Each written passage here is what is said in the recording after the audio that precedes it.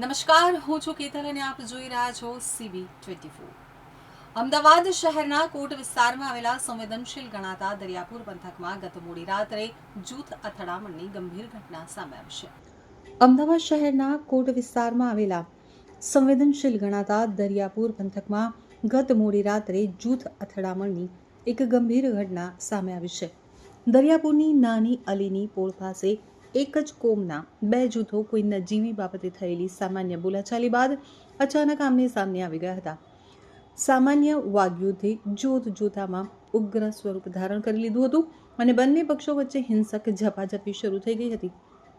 સ્થાનિક સૂત્રો અને પોલીસ પાસેથી મળતી વિગતો અનુસાર બંને જૂથના લોકોએ એકબીજા ઉપર લાકડીઓ, ધોકા, પથ્થરો વડે હિંસક હુમલો કર્યો હતો। પોળની અંદર અચાનક થયેલા પથ્થરમારાના કારણે આસપાસના રહીશોમાં અફરાતફરી અને ભયનો માહોલ ફેલાઈ ગયો હતો। આ બંને જૂથો વચ્ચે થયેલા આડેધડ હુમલા અને પથ્થરમારાની ઘટનામાં કુલ 4 લોકોને નાની મોટી ઈજાઓ પહોંચવાના અહેવાલ છે, જેમને તાત્કાલિક સારવાર અર્થે નજીકની હોસ્પિટલ ખસેડવામાં આવ્યા છે। તો ઘટનાની જાણ થતાં જ દરિયાપુર પોલીસનો મોટો કાફલો ઘટના સ્થળે દોડી ગયો હતો અને પરિસ્થિતિ ઉપર કાબૂ મેળવ્યો હતો। આ મામલે દરિયાપુર પોલીસે બંને પક્ષોની દલીલો સાંભળી અને કાયદેસરની ક્રોસ ફરિયાદ નોંધી છે।